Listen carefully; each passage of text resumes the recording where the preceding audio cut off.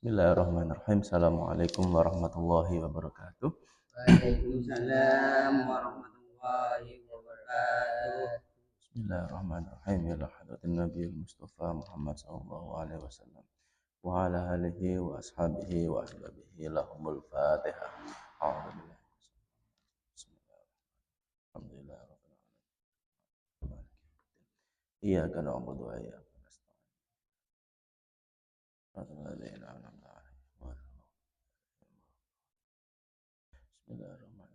Shalli ala Syekhul Muhammad Umar An-Nawawi Al-Jawi. Imam Nawawi radhiyallahu ta'ala lahumul Fatihah. A'udzubillahi minasyaitonir rajim. Bismillahirrahmanirrahim. Alhamdulillahi rabbil alamin arrahmanir rahim maliki yaumiddin. Iyyaka na'budu wa iyyaka nasta'in. Ihdinas siratal mustaqim. Siratal ladzina an'amta 'alaihim ghairil maghdubi alaihim waladdallin. Setelah libur panjang ya. Libur panjang kemarin Syawal sekali ya. Setelah lebaran sekali ya. Sekali situ saya ada acara libur sampai baru bisa sekarang. Nah, sekarang kita melanjutkan dari yang kemarin sampai makalah yang keempat ya. Yang itu dari qaulnya atau dawuhnya atau perkataannya Sayyidina Umar bin Khattab. Nah, kita lanjutkan juga di bawahnya. Bismillahirrahmanirrahim. Wa an Umar radhiyallahu anhu, dari Sayyidina Umar radhiyallahu anhu, aizzud dunya bil mali, atau kekuatan dunia, atau orang kalau punya izzah itu punya power, punya kekuatan di dunia itu harus pakai materi, bil mali. Wa izzul akhirati, dan kegagahan akhirat atau orang yang punya power di akhirat itu pakai apa? Bisolihil a'mali, dengan amal soleh. Nah, di sini Imam Nawawi menjelaskan bahwa aifala atau taqwa, dari taqwa ya taqwa, dari qawiya yaqwa, fala ada taqwa umurud dunya wala tuslih illa bil amwal. Jadi tidak akan ada kekuatan, atau siapapun tidak akan memiliki kekuatan di urusan dunia dan tidak akan bisa merubah. Wala tuslih itu tidak akan bisa merubah apapun, tidak akan bisa memperbaiki apapun urusan dunia itu illa bil amwal, kecuali dengan harta. Kemudian wala tataqawwa atau taqawwa ya taqawwa, dan tidak akan juga memiliki kekuatan umurul akhirati, berkaitan dengan urusan akhirat, wala tuslih, dan tidak akan bisa memperbaiki apa-apa yang terjadi ketika di akhirat illa bil a'mali sholihah, kecuali dengan amal soleh. Ini statement yang bagus ya, menarik ya, bahwa ini sebuah kenyataan yang harus kita terima, bahwa orang di dunia ini selama kita hidup, kita di sini hidup, bernapas, makan, dan itu orang yang paling jaya itu ya orang yang punya duit. Nah, itu pasti sudah, karena orang yang punya duit itu bisa jadi apa saja gitu.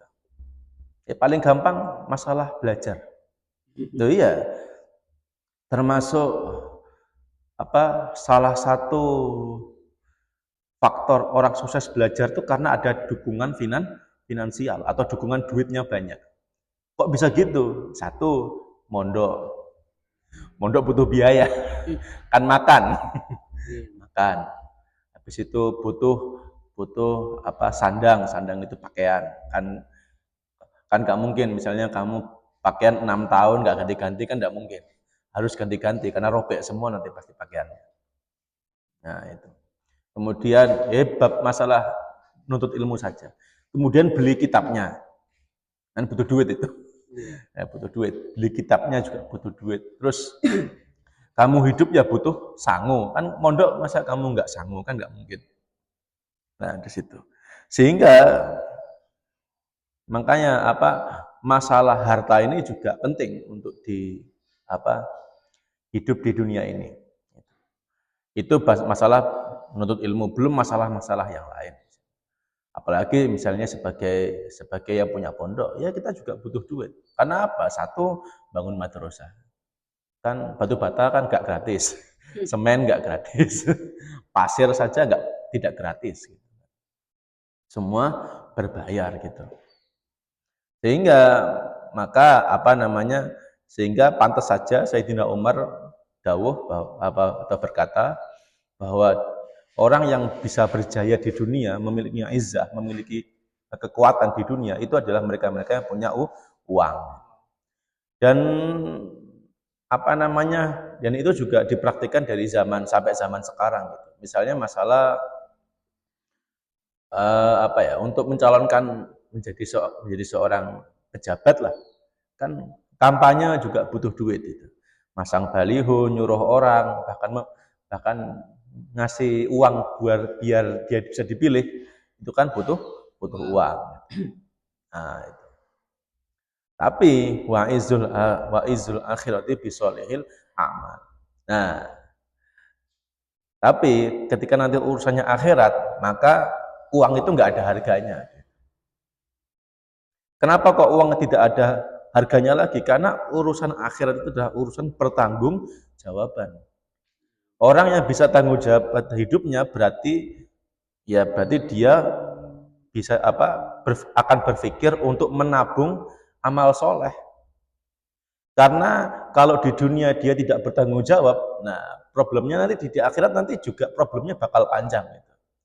Misalnya kita hidup di dunia kita nggak tanggung jawab kayak gimana misalnya, kita masa muda, yang lainnya belajar dia main. Ya main-main yang boleh ya enggak masalah, tapi main-main yang ekstrim-ekstrim kan enggak boleh, kayak misalnya minum atau enggak judi atau enggak menghamili anak orang.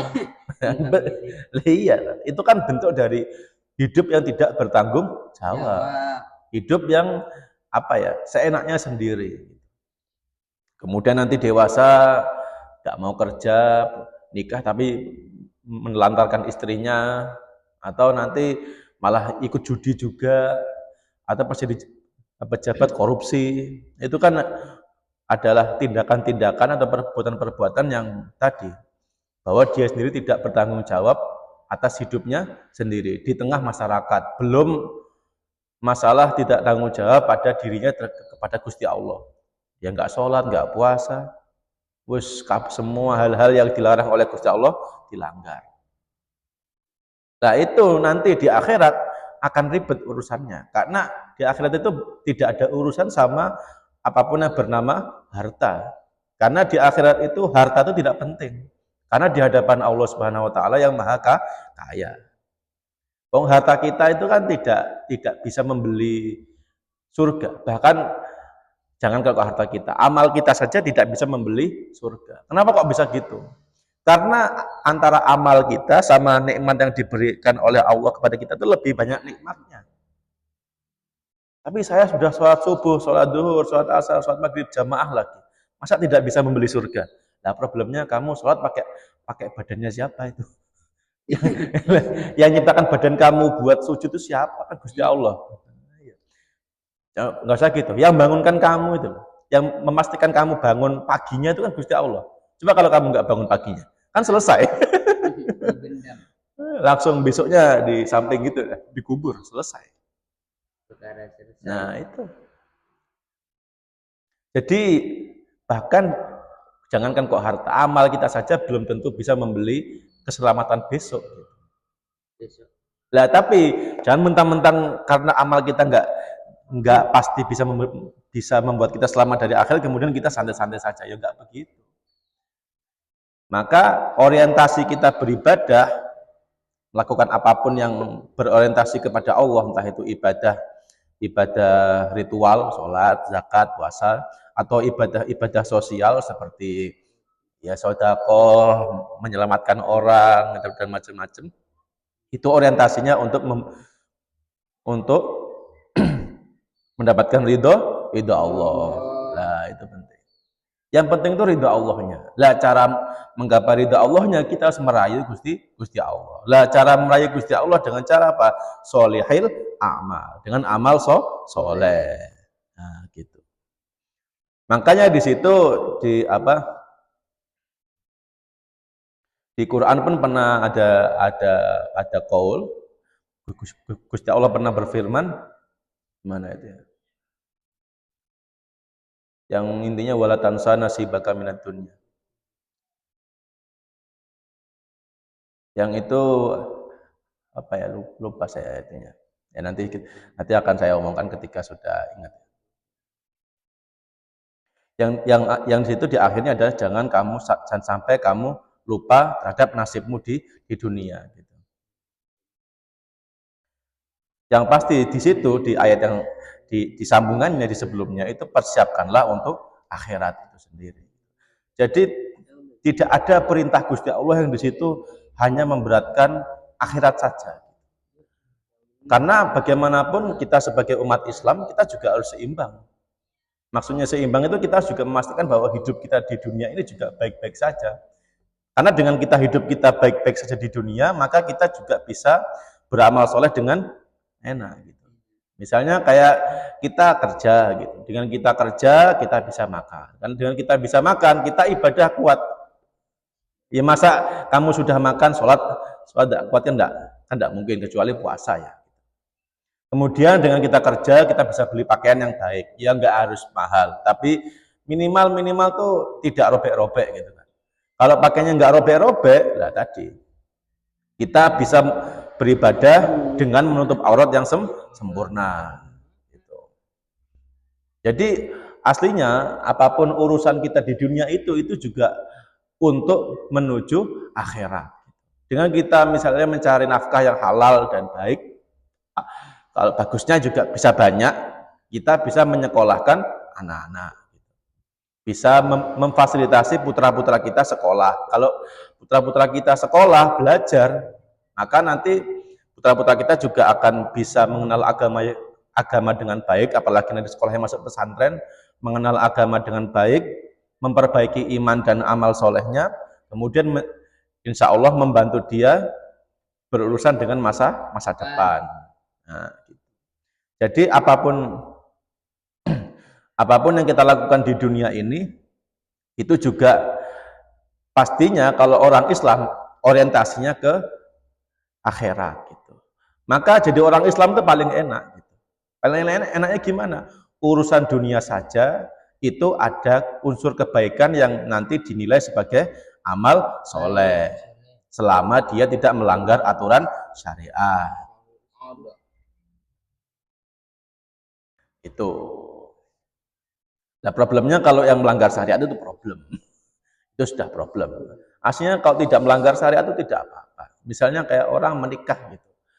Menikah itu kan aslinya kan kalau bahasa kasarnya itu kan kita dilegalkan untuk berhubungan suami istri gitu. Nah bedanya sama nggak nikah gitu. Kalau kita menikah dengan sah secara agama kemudian berhubungan suami istri dengan istri itu dapat pahala. Iya, dapat pahala. Karena dengan kita menikah maka itu dengan kata lain kita menghindari perbuatan yang paling buruk, yaitu apa? Zina. Hamil di luar nikah. Nah, itu problem itu. Meskipun bukan berarti bahwa ya sudah kita nikah saja. Tapi orang nikah tapi dia nggak persiapan, dia belum kerja, emosinya belum matang, ya itu problem juga. Jadi jangan dikit-dikit, solusinya nikah, ya sudah nikah saja umur berapa? 16 tahun. 11 tahun. 11 tahun itu namanya gila. Gila perempuan. Gila namanya. Wong Kanjeng Nabi saja sudah tahu atau sudah punya qaul man istata'a minkumul ba'ah fal yatazawwaj. Pertama kali yang didawuhkan oleh beliau adalah istata'a minkumul ba'ah dulu. Yang sudah bisa berdagang atau bekerja. Berarti di situ ada satu konsekuensi di mana seseorang yang sudah bisa menghidupi dirinya sendiri, maka diharuskan dia menikah. Bukan kok tiba-tiba langsung menikah, tidak begitu. Jadi ya benar, misalnya sampai sudah sudah bekerja, sudah minimal sudah bisa hidup sendiri, nikah. Lah baru nanti setelah itu terserah mau tetap hidup sederhana, mau kaya terserah. Dan itu pun ukurannya istato'a minkumul ba'ah, kerja dulu, nggak harus kaya, kerja dulu. Kalau nunggu kaya, nunggu kamu umur 40 tahun baru nikah, setelah mati nanti. Nah, gitu ya. Ya semua ada ukurannya, tidak langsung.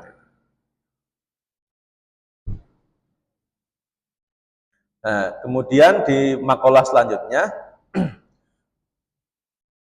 wal maqalatul khamisatu, yang di sini an Utsman radhiyallahu anhu, dari Sayyidina Utsman radhiyallahu anhu, hammud dunya dzulmatun fil qalbi wa hammul akhirati nurun fil qalbi. Seseorang yang memiliki keinginan untuk meraih dunia sebanyak-banyaknya, saking punya inginnya sampai sedih kalau semisal dia nggak dapat, hal kondisi tersebut atau perbuatan tersebut akan menjadikan zulmah atau kegelapan atau bercak-bercak gelap di hati, atau meninggalkan titik-titik gelap di hati. Titik gelap itu kayak yang nantinya akan menutupi hati kita untuk beriman kepada Allah atau percaya atas qada dan qadarnya Gusti Allah.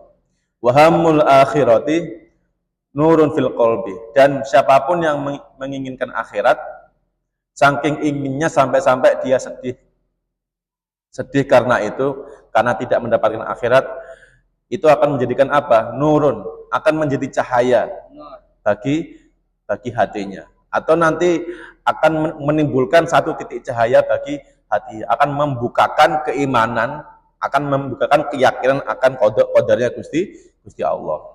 Dan di sini Imam Nawawi menjelaskan ayil husnu fil umuri al muta'alliqati bid dunya sara mudliman fil qalbi, atau mereka-mereka yang sedih terhadap urusan-urusan di dunia. Maksudnya mereka sedih kalau nggak dapat uang banyak, kalau nggak dapat jabatan, kalau nggak dapat perempuan yang paling cantik. Sara mudliman, maka dia akan tertimpa sedikit titik kezaliman di dalam hatinya. Wal husnu fil umuril muta'alliqati bil akhirati, dan siapapun yang bersedih ataupun kalau kesedihan yang berkaitan dengan urusan akhirat, soro munawiran atau munawiran ini sepertinya. Munawiran lil qalbi, yang kesedihan tersebut akan menjadi sebuah titik cahaya di hati. Allahumma la taj'alid dunya akbaru hammina wa la mablagha ilmina. Ini doa yang setiap subuh saya anukan biasanya kalau ya baca kok di salat subuh.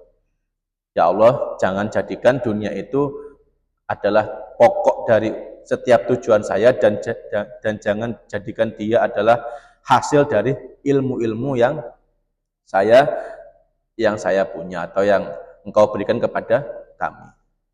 Nah, kenapa kok orang yang sedih terhadap urusan dunia itu adalah orang-orang yang akan tertimpa titik gelap di hatinya gitu? Karena pada dasarnya urusan-urusan di dunia itu adalah urusan-urusan yang kalau kita pakai kacamata besar ya, yang dimana apapun yang ada di dunia ini sudah Allah tentukan lah.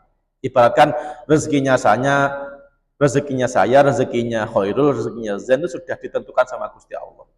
Sejak bahkan sebelum kita lahir, ketika kita di alam roh pertama, sebelum kita jadi bayi itu kan kita ditanyakan, alastu bi rabbikum qalu bala syahidana. Kita ditanya kesaksian bahwa apakah aku ini Tuhanmu?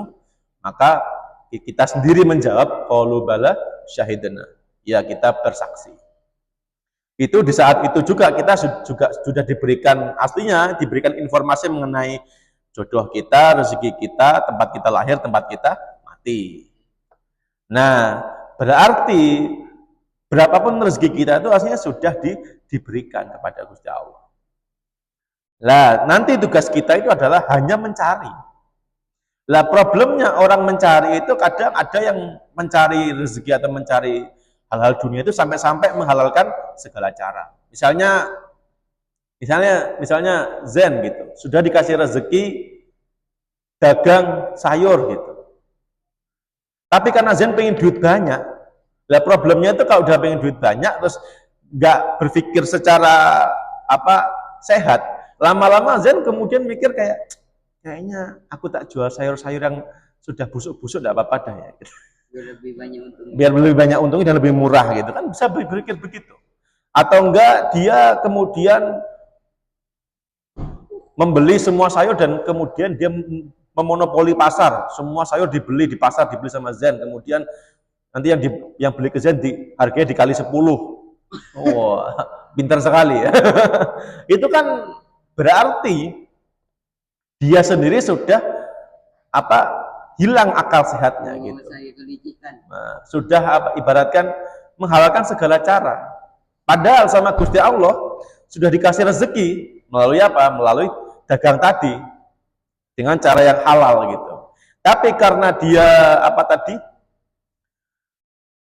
pengen lebih banyak lagi, merasa bahwa jadi tukang sayur ini kayak duitnya kurang, kayaknya aku harus ngapain lagi gitu. Kemudian hilang akal sehatnya, akhirnya dia menghilangkan segala cara. Di situ problemnya. Itu yang akan menimpa ke hatinya orang itu sebuah titik gelap. Gitu. Titik gelap inilah yang nanti bisa menjadikan dia kufur nikmat. Nah, itu yang bahaya. Kufur itu nggak harus keluar dari Islam. Kufur itu bisa jadi karena macam-macam. Termasuk di situ kufur nikmat. Nah, kufur nikmat itu berarti dia tidak mengakui bahwa apa yang telah diberikan Gusti Allah kepada dia itu sebagai bentuk nikmat. Nah, itu yang bahaya. Lah, oleh karenanya yang dimaksud dari hamudunya zulmah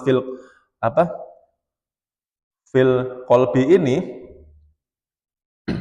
itu adalah mereka-mereka yang tadi yang mencari kenikmatan duniawi tapi yang berujung sangat-sangat ambisi atau sangat-sangat kecewa kalau semisal tidak dapat banyak, dan hasil dari ambisi itu, hasil dari kecewa itu membuat dia berpikir tidak masuk akal.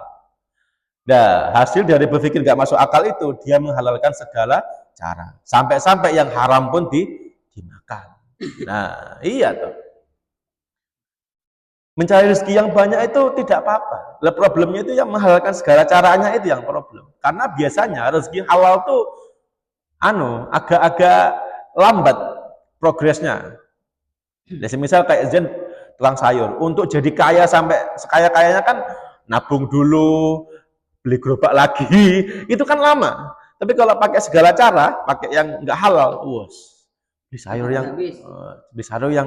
sayur yang hampir busuk itu murah, dijual mahal, gitu-gitu. Itu problem. Problemnya itu ketika sudah menabrak syariat itu yang menjadi problem.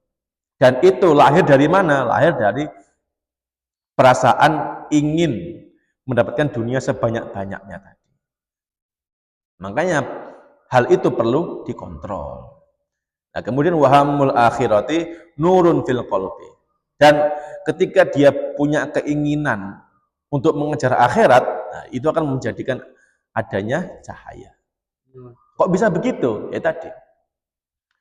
Orang-orang yang percaya akan akhirat, yang berarti dia percaya bahwa Gusti Allah itu melihat segala perbuatan kita, maka dia sendiri tuh akan tidak berani melakukan hal-hal yang sifatnya buruk bahasanya. Bukan berarti dia tidak punya dosa, tapi minimal dia bisa meminimalisir dosa itulah. Minimal dosanya itu bukan yang sesuatu yang bahasanya sampai itu mencelakakan orang lah. Minimal dosanya itu adalah dari kesalahan lah. Yang bisa jadi kalau salah itu problemnya ada dua potensi, bisa jadi karena dia lupa atau karena memang kebetulan dia khilaf. Nah, begitu. Dia akan lebih hati-hati. Semisal orang dagang, tadi misalnya Zen tadi dagang sayur gitu. Dia percaya bahwa Gusti Allah itu ada, Gusti Allah akan memberikan rezeki, dan Gusti Allah akan mencatat semua amal-amal kita yang nanti harus kita pertanggungjawaban di akhirat. Maka Zen pun akan berusaha menjadi pedagang yang sebaik-baiknya, sejujur-jujurnya. Dia akan menjaga kualitas dagangannya satu. Dia tidak akan berbohong masalah harga. Kalau harga naik ya naik, kalau turun ya turun. Dia juga akan melayani customer dengan baik. Maksudnya dia akan melayani pelanggan-pelanggannya dengan baik, ramah, senyum. Terus dia juga tidak akan meninggalkan urusan-urusan akhirat. Pas waktunya sholat ya sholat, waktunya puasa ya puasa. Nah, hal-hal begitu yang nanti menciptakan nurun fil qalbi, menciptakan cahaya dalam hati manusia. Begitupun juga nanti kita misalnya sehari-hari gitu. Ketika kita berpikir tentang akhirat, kita akan lebih hati-hati punya urusan di dunia ini. Orang kalau benar-benar memperhatikan urusan akhirat, punya hutang, itu kalau nggak bisa bayar minimal tuh konfirmasi ke yang punya utang. Mohon maaf saya nggak bisa bayar. Nanti saya bayar. Kalau udah punya uang langsung dicicil. Gitu. Itu kan berarti karena dia percaya akhirat, karena dia percaya bahwa nanti apapun yang saya lakukan di sini itu nanti di sana dipertanggungjawabkan. Nah problemnya itu dipertanggungjawabkan di sana tuh nggak bisa disogok. Problemnya pengadilan akhirat itu nggak bisa disogok pakai uang. Pengadilan yang seadil-adilnya itu di akhirat. Nah itu. Ya nanti ketika semua itu orientasinya akhirat, hatinya itu akan bercahaya. Makna bercahaya itu dia akan melihat Allah di mana-mana. Maksudnya melihat Allah di mana-mana itu dia akan mengerti bahwa setiap perbuatan saya itu punya konsekuensi. Konsekuensi baik itu untuk manusia yang lain maupun untuk dirinya sendiri.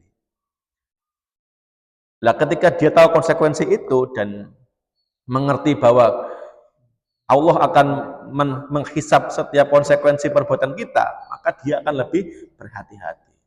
Dan sikap kehati-hatian inilah yang nanti melahirkan manusia yang baik, manusia yang soleh. Nah, itulah kenapa orang yang mengejar akhirat itu lebih baik daripada yang mengejar dunia. Karena ketika orang mengejar akhirat, itu bahkan ketika di saat dia sedang mencari nafkah atau kasbul ma'isyah atau mencari rezeki, dia akan terbawa perasaan hati-hatinya tadi sampai ke tingkatan perbuatan sehari-hari. Nah, itu kenapa perlu dibedakan gitu. Maksudnya di sini perlu dibedakan tuh niat gitu. Niat dalam hidup kita itu harus benar-benar diperhatikan. Kenapa kok niat itu perlu diperhatikan? Karena dari niat itu amal itu ada, amal itu dinilai, bahkan amal itu punya efek samping itu dari niat dulu. Kalau kita niatnya misalnya orang mencari nafkah, paling gampang kan mencari nafkah itu ya, karena semua orang butuh nafkah itu kan, butuh duit lah bahasanya. Kalau dia niatnya memang Bismillah, saya ingin mencari nafkah untuk menghidupi diri sendiri, menghidupi keluarga saya, supaya tidak minta-minta, supaya tidak menyusahkan orang. Kemudian saya mencari nafkah dengan halal, saya tidak nyuri, saya tidak nipu, saya tidak ini. Saya nyari nafkah halal, orang-orang yang nggak ada yang saya tipu, saya beli juga pakai uang yang halal. Nah, dengan begitu, maka ibaratkan dengan dia memastikan bahwa setiap apa yang dia lakukan itu halal dan thayyiban, dan di situ nanti akan di hatinya itu akan muncul nur, dan nur di sini itu akan menguatkan sisi ketakwaannya kepada Allah dan kepasrahannya terhadap qada dan qadar. Karena yang paling penting di hidup di dunia ini itu takwa sama iman terhadap qada dan qadar. Kalau dua ini enggak ada, itu problem di dunia, itu problem. Problemnya gimana ya tadi? Kita melihat orang kaya dengki, melihat orang miskin pengen ngejek, itu problem semua, itu kan problem semua. Nasib buruk dia mencela-cela, mencela dirinya dan mencela kondisinya. Nasibnya baik, dia lupa diri. Lah itu kan problem semua. Karena dia nggak takwa kepada Allah dan dia tidak iman atas qadarnya Gusti Allah. Nah itu problem itu. Lah gimana caranya supaya kita terhindar dari problem tersebut? Ya, orientasi kita, apapun yang kita lakukan itu harus orientasi akhirat. Jadi orientasi akhirat itu bukan kita kok disuruh zikir terus, enggak. Pokoknya semua apa yang kita lakukan di dunia ini sebisa mungkin harus kita lakukan berdasar prinsip-prinsip syariat. Atau minimal kita tidak melakukan dosa yang secara disengaja. Nah, karena apa? Tadi, karena apapun yang kita lakukan itu akan kita pertanggungjawabkan di akhirat. Dan di akhirat nggak menerima sogok, nggak menerima suap. Kalau di dunia masih nerima. Kayak kemarin banyak suap-suap di hakim-hakim itu. Hakim-hakim, pejabat-pejabat banyak suap. Kok di akhirat nggak bisa disuap? Uang aja nggak ada gunanya, apalagi suap. Nah itu. Nah begitu. Jadi nurun fil qalbi di sini tadi bahwa yang paling bisa dimengerti atau bentuk nur yang paling mudah kita mengerti, nurun fil qalbi itu apa tadi? Takwa kepada Allah dan juga iman atas qada qadar. Qada qadar itu berarti apa? Ketentuan Gusti Allah. Nah, gitu. Kalau kita iman pada qada qadar dan qada qadarnya Gusti Allah, ketentuan-ketentuan Gusti Allah, pas kita musibah ya kita kita mawas diri, kita istighfar, pas dapat nikmat kita bersyukur, kemudian kita bahkan kita membuat nikmat itu juga dirasakan oleh yang lainnya. Misalnya orang pinter, alim, kalau dia mengerti qadarnya bahwa Allah telah menentukan dia menjadi alim, maka ya, dia nggak akan kepikiran untuk sombong atas ilmunya. Justru malah dia ingin ngajar ke orang-orang, ngajar ke anak-anak, biar anak-anak juga bisa alim seperti dia juga. Dibayar enggaknya itu urusan nanti. Pokoknya yang dia pikir adalah saya sudah diberikan oleh Allah kesempatan untuk belajar, diberikan oleh Allah kemampuan untuk jadi orang alim, maka tugas saya adalah untuk mengajar, untuk menyebarkan ilmu-ilmunya Gusti Allah, menyebarkan risalahnya Nabi Muhammad. Nah, itu. Tadi ayatnya saya lupa ya tadi ya. Mungkin besok saya ungkapkan ke para hadirin besok ya. Itu saja yang bisa saya terangkan hari ini. Apabila ada kesalahan dari saya mohon maaf. Dan apabila ada kebenaran itu semua milik Allah. Subhanaka Allahumma wa bihamdika asyhadu an la ilaha illa anta astaghfiruka wa atubu ilaik. Assalamualaikum warahmatullahi wabarakatuh.